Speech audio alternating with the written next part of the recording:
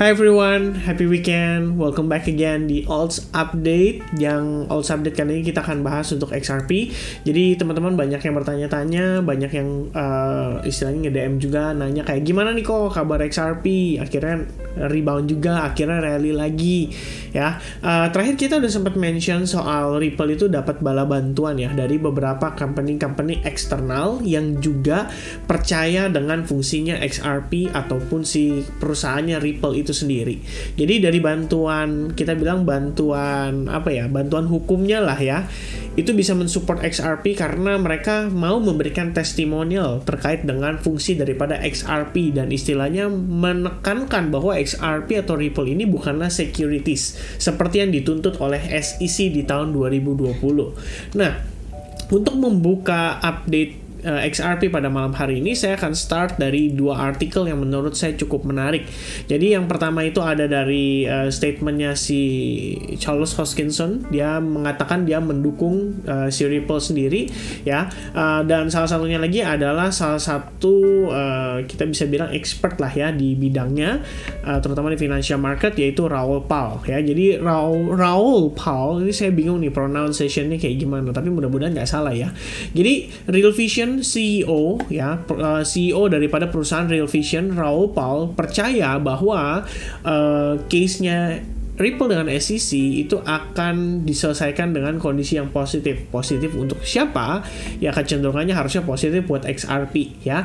Dalam perbincangan atau interview terakhirnya, former Goldman Sachs executive Raoul Pal explain why he is long on XRP. Jadi dia bet-nya itu adalah long terhadap XRP. Ini sebenarnya udah pernah kita bahas, udah lama banget videonya. Jadi Raoul Pal tuh pernah bilang kayak gini, di XRP ibaratnya tuh risk and rewardnya worth it ya, dengan harga yang saat ini pada kala itu ya, let's say di harga misalkan 0, berapa ya, let's say 0,35 lah ya. Kalau misalkan XRP jadi 0, oke lah dia rugi, which is ya kita harus tahu bahwa yang namanya financial market itu selalu ada yang namanya resiko. Jadi yang namanya resiko kerugian itu sudah pasti ada, dan selama kita di awal sudah memperkirakan dan ada perhitungan, which is resikonya kita siap, harusnya nggak jadi masalah. Nah, risk rewardnya dalam artian dia mengatakan kalau XRP kembali ke all time high-nya aja itu udah berapa kali lipat ya. Dan salah satu yang bisa mendukung hal tersebut adalah kalau XRP atau Ripple menang case-nya melawan SEC ya. Karena saat ini Ripple sendiri itu dipercaya sebagai salah satu juru selamat lah untuk market cryptocurrency. Kenapa? Karena kalau misalnya Ripple betul-betul bisa memenangkan case ini, artinya harusnya akan menjadi kita bilang mungkin akan menjadi ada dinding yang besar untuk SEC kembali menuntut perusahaan-perusahaan cryptocurrency ya. Istilahnya ya dia mau bilang lagi Ethereum Securities, terus misalnya dia bilang Matic Securities, misalnya Cardano Securities, ya udah nggak bisa karena sudah dibuktikan oleh Ripple, dan Ripple yang istilahnya memenangkan kasus terhadap tuduhan daripada si SEC tersebut. Oke, jadi ini adalah menurut saya situasi yang sangat genting dan penting untuk kondisi market crypto secara keseluruhan. Nah, kalau misalnya disampaikan oleh si Raoul Pal ya, I'm long a bit, I think it's like a special situation and I think the court case gets resolved positively. Itu yang dia sampaikan. Jadi menurut dia pandangannya dia cenderung positif. Dan sebetulnya XRP atau Ripple it's actually a very used protocol ya, dimana berdasarkan Metcalfe's law is pretty decent ya, dalam artian cukup bagus. Cuman permasalahannya adalah banyak orang Amerika nggak bisa invest karena koinnya itu ditarik dari peredaran di exchange. Ya, jadi itu kendalanya gitu loh. Mungkin kalau misalnya XRP diperdagangkan di exchange, mungkin transaksi volumenya bisa lebih besar bahkan daripada si BNB. Ya, kita nggak pernah tahu karena XRP sendiri status koin ini tuh udah lama banget ya. Salah satu koin yang udah bangkotan lah kalau saya bilang gitu. Nah, but generally speaking ya, secara umum dia bilang it does what it's supposed to be doing ya. It's working as a payment transmission, karena kita tahu XRP itu penggunaan salah satu protokolnya itu adalah on demand liquidity yang bisa dimanfaatkan oleh perbankan. And I have no issue with it. I have no issue with it. There's plenty of activity on chain, jadi transaksinya juga aktif, dan menurut pandangan dari Metcalfe-Lau sendiri harganya itu memang sudah cukup tepat gitu ya. Nah, buat yang nggak tahu Metcalfe-Lau itu apa, saya juga baru tadi melakukan research, dan Metcalfe-Lau itu adalah sebuah konsep yang digunakan untuk jaringan komputer dan telekomunikasi to represent the value of a network. Jadi kayak mereka tuh ngitung valuasi daripada si jaringannya tersebut, dan ini tentu saja sangat kepake ya istilahnya untuk market cryptocurrency, karena kan kita kadang-kadang perlu tahu kayak misalnya contoh let's say Cardano di harga sekian, apakah berdasarkan valuasinya memang sebetulnya seperti itu. Oh, kalau ternyata secara valuasi harusnya di atas, berarti Cardano saat ini undervalue dan seharusnya menjadi investasi yang cukup oke untuk kedepannya. Nah, itu istilahnya Metcalfe-Lau ya. Jadi dia membantu XRP juga istilahnya menunjukkan bahwa activity on chain ini cukup bagus, jadi harusnya valuasi company-nya cukup oke. Nah, terus ini sebenarnya ada pembahasan ya dari salah satu pembicara yang bernama ya ini dia mantan, kalau kita lihat ya namanya Stuart Alderoty ya. Dia itu adalah who has been general counsel at Ripple since jadi dia memang konsul atau anggota konsul daripada Ripple sejak tahun 2019.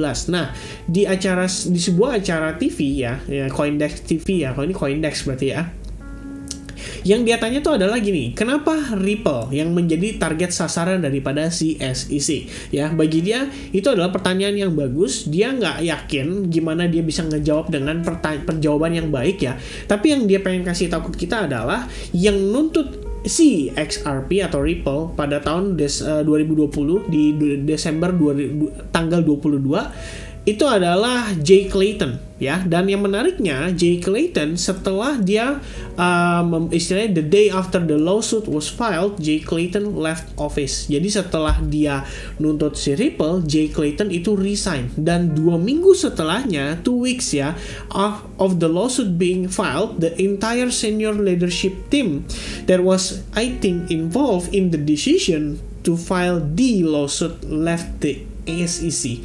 Jadi ini something yang menarik gitu. Kayak istilahnya mungkin memang sudah ada tuntutan dari orang-orang di balik layar. Nah, mereka ini yang dikorbankan dalam arti oke, lu tuntut si Ripple ini, dan kalau misalkan kasusnya udah naik, lu silakan cabut, nanti kita kasih duit lewat jalur belakang. Mungkin seperti itu ya. Ini teori konspirasinya ya. Dan ya, banyak dijelaskan di sini, tapi pada intinya yang disampaikan oleh si Alderoty ini menurut dia sebenarnya yang dilakukan SEC itu kurang tepat ya. Dalam artian kalau di sini dia bilang saying that the agency is seeking to remake the law and they don't have the power, only Congress can. Jadi kayak SEC itu berusaha untuk mendapatkan, ya kita bisa bilang menjadi badan regulator daripada si cryptocurrency mungkin ya. Dan ya bagi si Alderoty ini ya kurang tepat, intinya sih seperti itu ya kalau yang dari yang saya baca seperti ini, karena ternyata Ripple atau XRP itu adalah salah satu company yang bisa dibilang cukup besar ya. I think we can all venture a bunch of different guesses. Maybe the SEC was tired of playing whack-a-mole with some smaller tokens, and they felt that if they could go after Ripple and indirectly attack the digital asset XRP, which Ripple relies on to facilitate its cross-border payment. Jadi ini kita udah berbicara soal transaksi Ripple yang digunakan antar negara bahkan di perbankan. Maybe they thought that they can send a broader message to the entire market. Tapi ternyata masalahnya adalah ya XRP atau Ripple itu adalah a well-resourced company. Jadi istilahnya duitnya ternyata cukup banyak ya. Intinya itu ya, bisa menang lawan kasus setelah bertahun-tahun lamanya, dan padahal udah dituntut kayak udah lu ngalah aja deh gitu loh, lu bayar denda aja, tapi XRP nggak mau. Kayak oke, gue fight, kalau lu emang maunya kayak gitu gue fight, gue buktiin kalau gue nggak bersalah, gue bukanlah securities. Jadi something yang buat saya jadi terharu ya. Gak bercanda teman-teman. Jadi yang menurut saya ya XRP ini atau Ripple ini punya peranan penting untuk market crypto secara keseluruhan ya. Jadi wajib menang lawan SEC.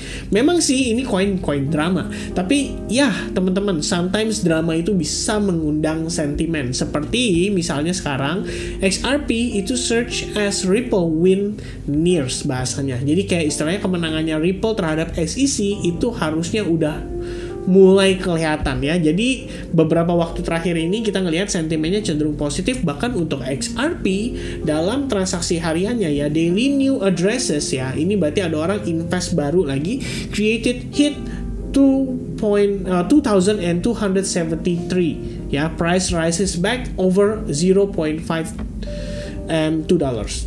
Jadi bagus banget teman-teman ya. Ini adalah sebetulnya kabar yang menurut saya cukup lumayan bagus ya, karena ada statement yang disampaikan juga oleh Charles Hoskinson, jadi kayak mengundang sentimen lebih positif lagi untuk XRP. Nah, kalau sekarang kita ngelihat dari sisi price action, gimana ya kondisi daripada XRP? Sebetulnya sekali lagi kita udah pernah bahas di video sebelumnya yang tentang sentimen terakhir ya. Saya memang lihat seharusnya minimal tuh kita bisa balik sampai $0.58. Kalau bagus, let's say didukung sama si Bitcoin, XRP mungkin bisa ngetes sampai $0.65. Karena memang pada level tersebut kita baru lihat ada rejection yang lumayan signifikan ya. Kalau misalnya dia naik ke level support terakhirnya aja ya, mungkin nggak akan terlalu yang gimana banget, bisa ketahan ya. Saya rasa harusnya ketahan di level tersebut. Tapi kalau misalnya sentimennya bagus, bahkan dia bisa balik sampai $0.65, dan itu yang saya personally lihat ya bisa terjadi pada si XRP. Dan prosesnya kalau kita lihat sudah mencakup rebound, pullback ya, retest pada si Fibonacci retracement 50%. Sorry, saya ganti chartnya jadi logarithmic. Nah, ini yang benar ya. Jadi udah tes ke Fibonacci 50%, dan proses saat ini secara close candle itu bisa dikatakan cukup positif. Memang dia belum benar-benar close dari recent resistance-nya, tapi kalau secara time frame daily sudah terkonfirmasi. Dan ini harusnya menjadi kabar yang lumayan positif untuk XRP, karena sebelumnya itu terdapat area order block juga, dan level tersebut sekarang ini sudah berhasil dilewati. Jadi saya bisa katakan ini sudah terkonfirmasi break lah istilahnya gitu ya, based on time frame daily. Alright, nah yang menjadi concern cuma satu, yaitu pelemahan volume ya transaksi pada XRP saat ini. Jadi pada saat XRP yang pertama kali naik itu betul langsung signifikan reboundnya dan volumenya pun mendukung. Tapi sekarang kita nge-create yang namanya higher high, volumenya itu malah di bawah average. Jadi yang saya khawatirkan adalah mungkin aja penguatan ini sifatnya cenderung terbatas. Jadi kita perlu waspada. Dan buat saya, kalau misalnya teman-teman mungkin ada yang sedang ongoing trading, ini bukan financial advice, cuman yang saya sharingkan aja di advance group dalam beberapa hari terakhir. Jadi kita ngelihat pertama posisi XRP itu betul-betul respect terhadap trend line-nya. Dia berhasil break terhadap area-area resistance terakhirnya. Dan kalau misalkan situasi kayak gini, ya mungkin ada orang yang berpikiran bahwa ini bisa dikatakan inverse head and shoulders. Sebetulnya nggak salah, karena yang dipantau pada intinya adalah proses momentumnya yang shifting dari impulsif ke pullback korektif, kemudian naik cenderung perlahan-lahan, dan akhirnya no lower low ya yang kita lihat. Cenderung malah dia create yang namanya higher high, dan pada saat break ini sudah terjadi, oke, kita berarti tahu bahwa saat ini level yang cukup penting untuk si XRP itu lebih kurang akan berada pada area $0.49. Jadi tepat sebelum break terakhirnya, dan ini menurut saya adalah satu buah sentimen yang cenderung positif. Nah, kalau teman-teman ikuti dari pergerakannya di time frame 1 jam, sebetulnya ada indikasi si XRP ini bisa bergerak di dalam sebuah ascending channel ya. Jadi kalau kalian perhatikan, ada potensi kita bisa bergerak di dalam ascending channel, yang artinya kemungkinan pada saat kita testing ke level resistance sebelumnya, which is di kisaran harga $0.54, itu kita bisa ketahan karena di level yang sama juga terdapat trend line-nya ya, trend line daripada si ascending channel. Kalau misalnya rejection, ya selama dia bertahan di atas trend line ini, menurut saya XRP situasinya baik-baik saja. Dan mudah-mudahan sih XRP case-nya bisa segera selesai. Jadi ini bisa menjadi satu alasan ya kenapa kita bisa melihat crypto market itu kembali ter-rebound. Oke, so teman-teman itu dulu untuk update-nya seputar XRP. Thank you so much buat teman-teman yang udah menonton video ini sampai selesai. Mudah-mudahan bisa mendapatkan manfaat yang positif dari apa yang saya sharing. Dan sampai ketemu lagi di update berikutnya guys. God bless everyone. Cheers guys and bye bye.